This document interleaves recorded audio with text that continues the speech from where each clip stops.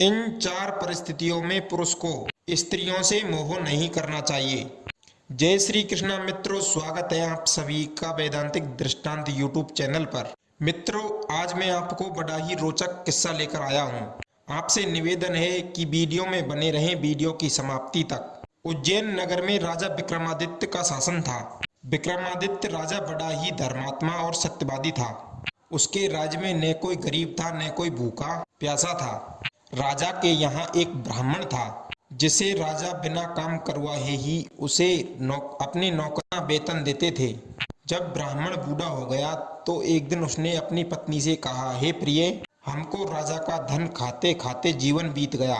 राजा ने हमसे कभी काम नहीं लिया।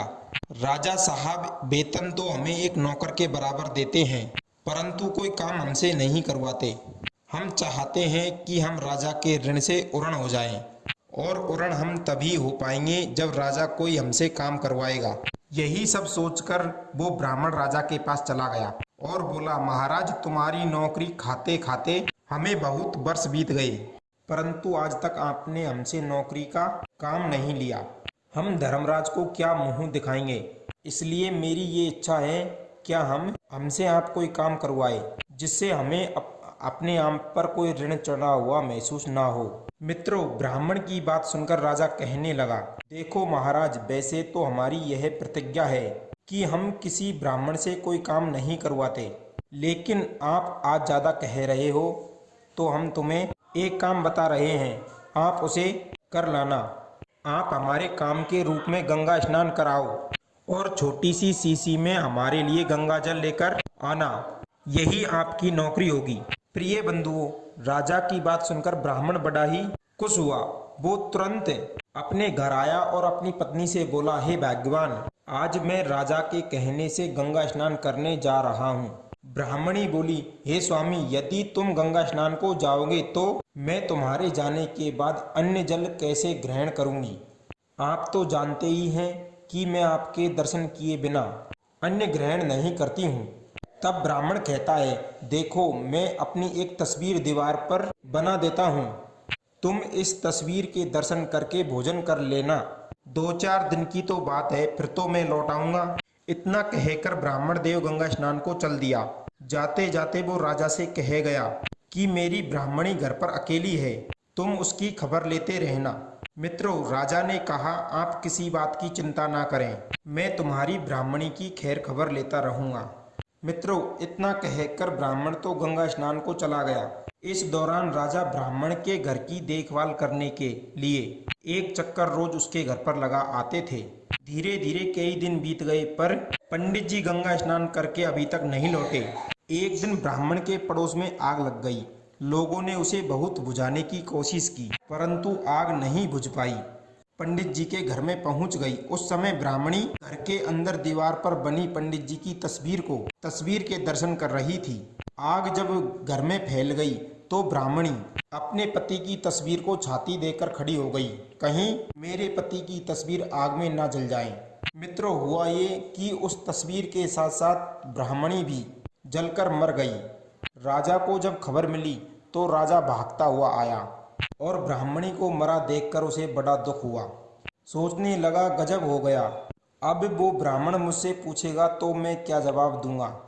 मित्रों, राजा इसी सोच में बैठा था कि इतने में ब्राह्मण आ गया। घर जाकर उसने देखा कि आग में जलकर ब्राह्मणी मर चुकी है, तो वो क्रोधित हो उठा और राजा से बोला, महाराज, गंगा स्नान को जाते समय मैं आपसे कहकर गया था कि आप मेरी पत्नी की खैर खबर लेते रहना, लेकिन तुमने मेरी पत्नी की खैर खबर नहीं ली, इसलिए वो आग में जलकर मर गई। मैं तुम्हें श्राप देता हूँ, मैं तुम्हें श्राप अवश्य दूंगा।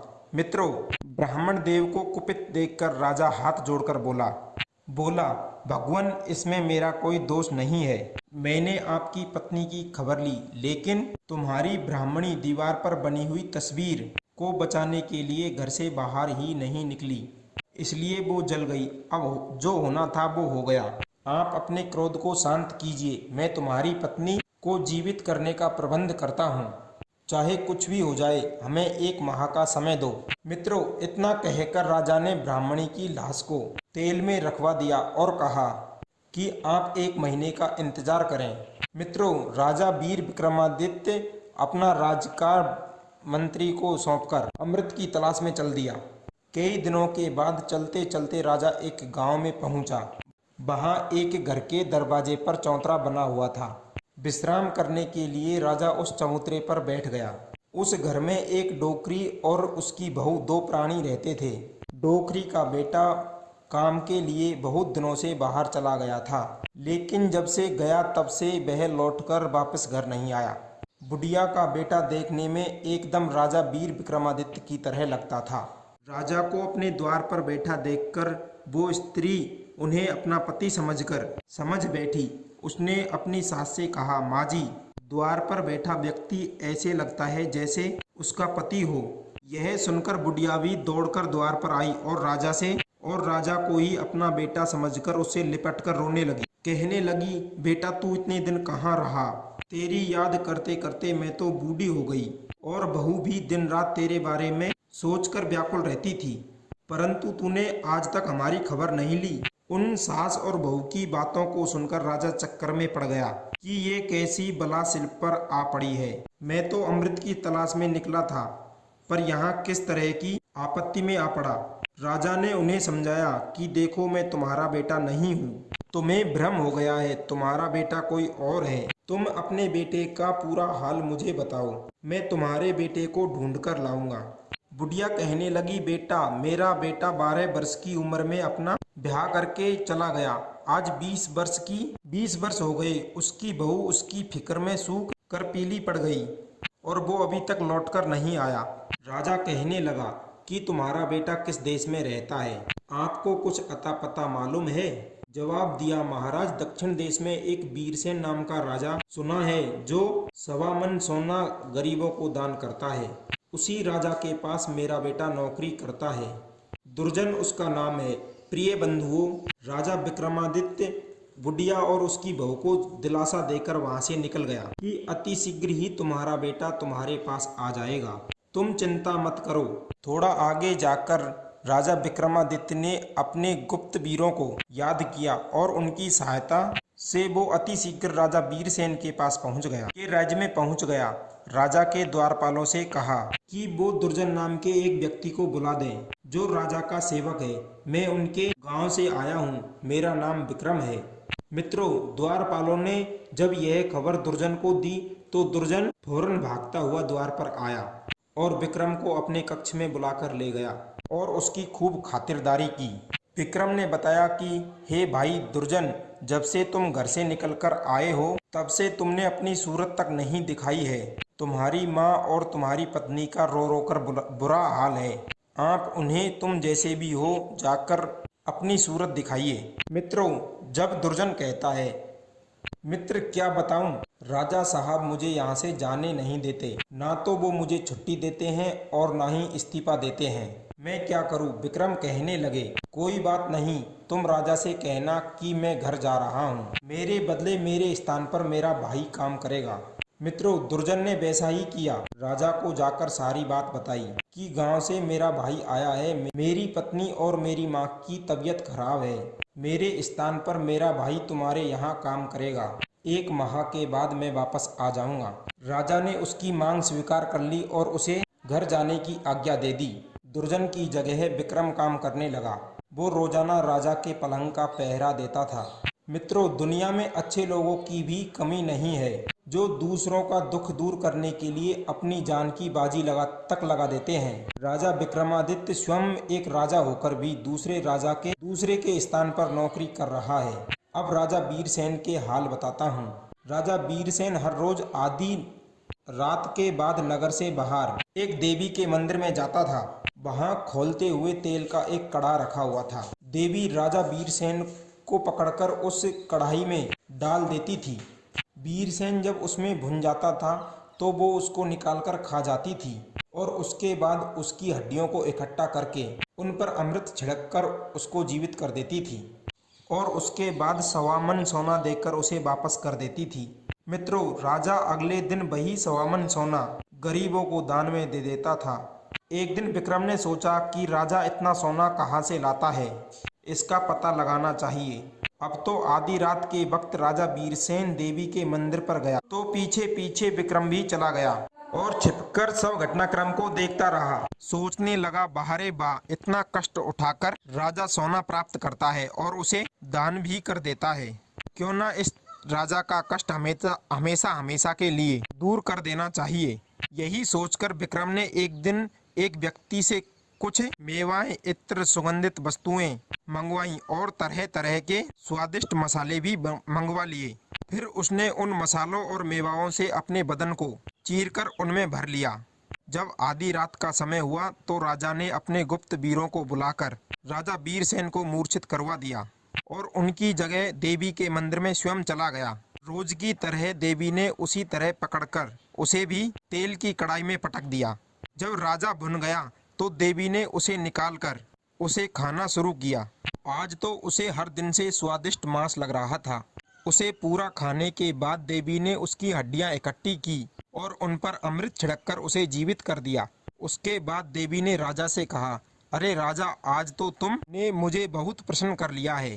तू मुझसे जो चाहे वो मांग ले। मित्रों, तब विक्रमादित्य ने देवी से 3 वरदान मांगे। पहला में अमृत का कलश मांग लिया, दूसरे में सोना बनाने वाला यंत्र और तीसरे वर में कहता है तुम इस तेल की कढ़ाई को औंधी करके चली जाओ और आज के बाद किसी मनुष्य का मांस भक्षण मत करना। इस प्रकार देवी राजा विक्रमादित्य को सोना बनाने का पात्र, सोना बनाने वाला यंत्र देकर चली गई। इधर राजा विक्रम राजा वीरसेन के पास पहुंच गया। उसके ऊपर से अपने वीरों का पहरा हटाया। रात के 3 बज चुके थे। जब राजा वीरसेन की आंख खुली तो वो एकदम से उठकर देवी के मंदिर की ओर भागने लगे। वहां पर जाकर देखा तो वहां पर कुछ नहीं था, केवल कढ़ाई औंधे मुंह पड़ी थी। सोचने लगा कि आज मैं सोना कहां से दान करूंगा, आज मेरी बहुत बड़ी बदनामी होगी। लोग कहेंगे कि राजा के पास धन नहीं रहा। इसी चिंता में राजा वीरसेन लौटकर आकर अपने पलंग पर आकर लेट गए। सुबह जब हुई तो राजा के द्वार पर याचकों की भीड़ जमा हो गई। अब तो राजा बड़ी सोच में था कि कहां से इन्हें सोना दूं, जबकि सोना तो मिला ही नहीं। राजा वीर विक्रमादित्य राजा की चिंता को समझ गया था। उसने राजा वीरसेन से पूछा कि आज आप इतने उदास क्यों हो। जब राजा वीरसेन ने विक्रम को पूरी बात बताई कि मेरे पास सोना ही नहीं है तो दान किसका करूं, आज तक मेरे द्वार से कोई निराश नहीं गया है, तब विक्रम ने कहा, आप चिंता मत करो, लो ये सोना बनाने वाला यंत्र ले लो और इससे 1.25 मन सोना निकालकर आप दान कर सकते हो। यह वही यंत्र है जिससे देवी आपको 1.25 मन सोना रोज दिया करती थी। वो यंत्र विक्रम के हाथ देखकर राजा आश्चर्यचकित रह गया कि देवी का ये यंत्र तुम्हारे हाथ कैसे आया। तब विक्रम ने पूरी कहानी सुनाई कि मैंने इस प्रकार देवी से उसका यंत्र मांग लिया है और साथ में अमृत का कलश भी। राजा वीरसेन बड़े ही विस्मय में थे कि जो काम मैं आज तक नहीं कर सका वो आज हमारे इस तुच्छ नौकर ने कर दिया। राजा वीरसेन को कुछ संदेह हुआ कि ये काम कोई साधारण काम नहीं है, कि कोई साधारण मनुष्य नहीं कर सकता। कहने लगा कि सच सच बताओ कि तुम कौन हो। तब विक्रम ने अपना असली परिचय दिया कि वो उज्जैनी का राजा विक्रमादित्य है।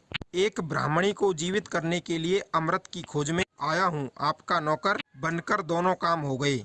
आपको सोना मिल गया, मुझको अमृत। मित्रों, विक्रमादित्य का नाम सुनकर राजा वीरसेन राजा विक्रमादित्य के पैरों में गिर पड़े और नाना भांत से क्षमा मांगने लगे और उसे बार बार धन्यवाद दिया कि आपने मुझे सदा सदा के लिए मेरा कष्ट दूर कर दिया। आपका जैसा नाम सुना था आप तो वैसे ही हैं। मित्रों, इस प्रकार विदा लेकर राजा विक्रमादित्य वहां से चला आया और उस ब्राह्मणी के शव पर अमृत छिड़ककर उसे जीवित कर दिया। अब तो वो पहले से अधिक सुंदर और जवान हो गई। सुंदर और जवान स्त्री को पाकर ब्राह्मण देव बड़े ही प्रसन्न हुए। कुछ दिन तो वे दोनों हंसी खुशी से रहते रहे, लेकिन धीरे धीरे ब्राह्मण की स्त्री को बूढ़े ब्राह्मण से नफरत होने लगी। अब तो वो परपुरुष की कामना करने लगी। मित्रों, एक बात बता दूं, पति से प्रेम करने वाली स्त्री, पतिव्रता स्त्री तो वो पहले वाली स्त्री थी जो आग में जलकर मर गई। जीवित होने के बाद जब वो तरुण हो गई तो उसके भाव विचार पतिव्रता वाले नहीं रहे। पर ब्राह्मण देव को तो यही लगता था कि ये उनकी पत्नी है। ये ब्राह्मण देव की भूल थी। उनकी तरुण स्त्री ने पड़ोस में रहने वाले एक युवक से प्रीति लगा ली। एक दिन वो स्त्री अपने प्रेमी के साथ घर में ही थी। इसी बीच ब्राह्मण देव घर में पहुंच गए। अपनी स्त्री को दूसरे पुरुष के साथ देखकर बूढ़े ब्राह्मण ने उसे बहुत पीटा, परंतु उसके स्वभाव में 1% बदलाव नहीं आया। और बदलाव आता भी कैसे, ब्राह्मण तो बूढ़ा था और उनकी स्त्री जवान थी। एक दिन वो स्त्री अपने पति को भोजन में विष देकर अपने प्रेमी के साथ दूसरे शहर में चली गई। इधर ब्राह्मण देव की मृत्यु की खबर सुनकर राजा विक्रमादित्य अमृत का कलश लेकर आए और उन्हें जीवित कर दिया और समझाया, हे ब्राह्मण देव, जो अवस्था आपकी भजन करने की है, जिसे आपने स्त्री मोह में लगा दिया, हर काम की एक निश्चित है, समय सीमा होती है और उसी आयु तक सब काम अच्छे लगते हैं। तरुण स्त्री को पाकर आपको तो खुशी हुई होगी, परंतु आपको पाकर उसे बिल्कुल भी प्रसन्नता नहीं हुई होगी। विवाह संबंध मित्रता सदैव बराबर वालों में ही शोभा देते हैं। हो सकता है विधाता ने आपको धर्म के मार्ग पर चलने के लिए आपके साथ ऐसा किया हो, आपको भगवत भक्ति में जोड़ने के लिए ऐसा किया हो। आपकी तरह राजा भर्तृ की पत्नी भी पतिव्रता थी। जब मरने के बाद गुरु गोरखनाथ ने उसे फिर से जीवित किया था तो वो भी बदचलन हो गई। ये राजा भर्तृ को होश में लाने के लिए ही गुरु गोरखनाथ ने ये माया रची थी। उसी माया के आप भी बस में हो गए हो। भोगों से कभी किसी का मन नहीं भरा है। जितना आप भोगों में लिप्त होंगे, भोगों की अग्नि उतना ही प्रज्वलित होती चली जाएगी और एक दिन ये भोग आपको ही समाप्त कर डालेंगे। इन 4 परिस्थितियों में स्त्री में मन नहीं लगाना चाहिए। पहली, जब स्त्री बदचलन हो जाए और वो आपका अपमान करने लगे। नंबर 2, जब स्वयं के ऊपर बुढ़ापा आ जाए और आप जर्जर अवस्था को पहुंच गए हो, उस समय स्त्री में आसक्ति नहीं रखनी चाहिए। नंबर 3, जब स्त्री मर्यादाओं को लांघकर धर्म का उल्लंघन करने लगे, तब स्त्री से मोह नहीं रखना चाहिए। नंबर 4, जब स्त्री बेमेल हो, वो आपसे पद में, कुल में, धन में, आयु में अधिक हो, जिसे देखकर आप कुलचा सकते हैं, वो आपको प्राप्त नहीं हो सकती हो। उस स्थिति में इस प्रकार विक्रमादित्य की बात मानकर शेष जीवन भगवान भजन में लीन करने के लिए ब्राह्मण देव जंगल में चले गए। मित्रों, ये कहानी आपको कैसी लगी कमेंट में जरूर बताना। मिलते हैं अगली बार नई ज्ञान चर्चा के साथ। आपका बहुत बहुत धन्यवाद। जय श्री कृष्ण।